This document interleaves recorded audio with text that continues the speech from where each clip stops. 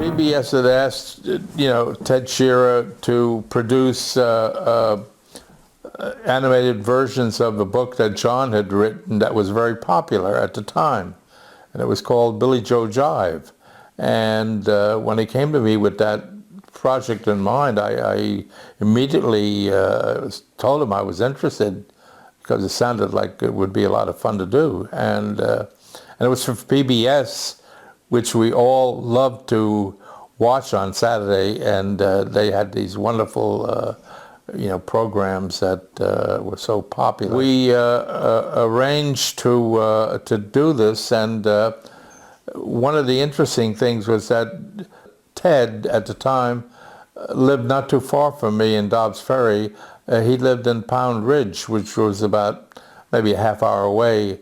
So when we started to put the idea together as to how would you go about it, we would meet at Ted's place, and usually for breakfast, and which was a lot of fun because Ted was great making breakfast. What was interesting about the project is that most of the people involved with it were freelance artists, and the background artist Mel Crawford lived in northwest Connecticut. We would meet in Danbury, Connecticut, because that was a halfway point, and we discussed the project there at a diner, and I would present him with layouts from which he would make the finished backgrounds.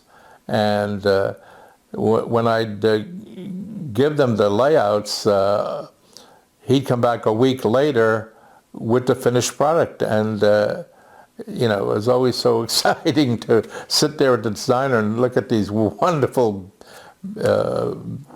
beautifully painted backgrounds. Never spilled any coffee on them? We never spilled coffee on them. We were very careful about that.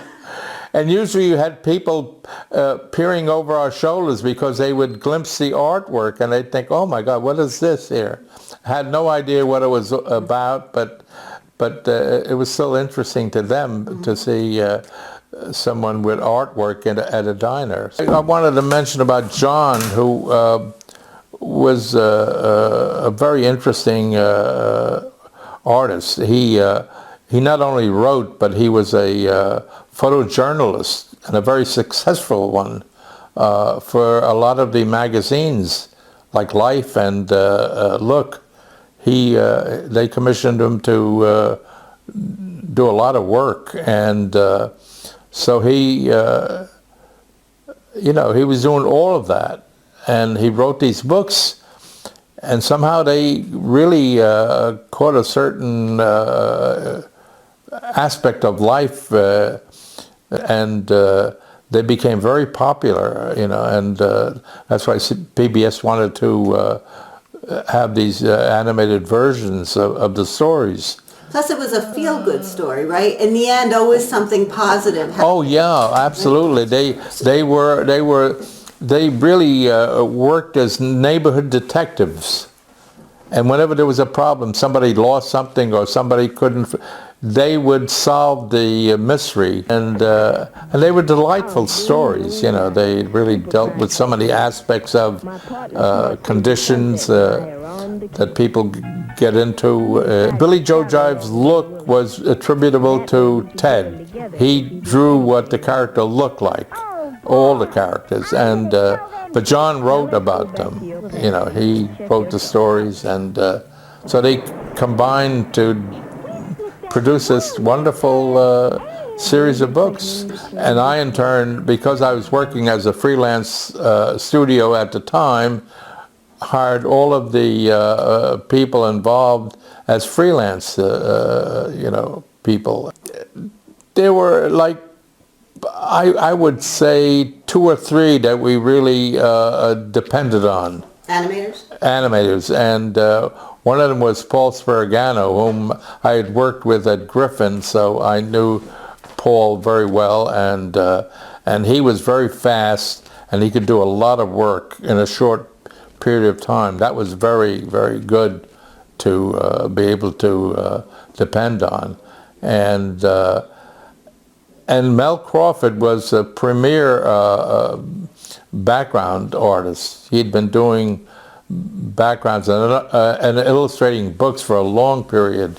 He was a very, very gifted illustrator. And but there was a time during the making of Billy Joe that he couldn't work on it any longer. He had to, you know, stop his contribution, and that was a very difficult time because we had to replace him. But I had the, you know, the perfect person to do that, and it was someone I'd worked with at Tempo Productions earlier.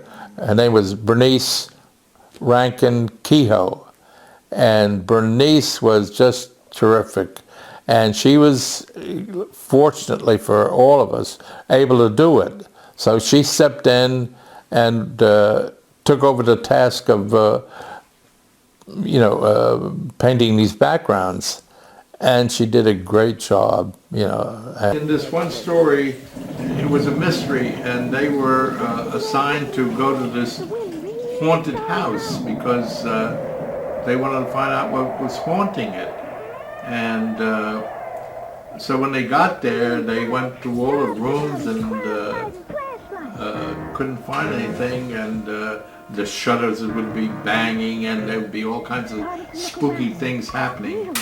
But finally they came to this one room, and there was this form, you know, that looked like a ghost. And when they got close to it, they, you know, they lifted the the sheet that this ghost was supposed to be composed of, and underneath the sheet was this little dog. This is the little dog that was in one of the stories, and but you can see how just two drawings can give you a sense of movement. You know, if you do this here, and to fully animate it, you would just take this drawing and fill it in between with the in-between drawings, and that would give you full animation. I would hear about Billy Joe years later, you know, long after we'd done them. And it's always surprising to hear how people reacted so positively to these films. So I was very gratified about that.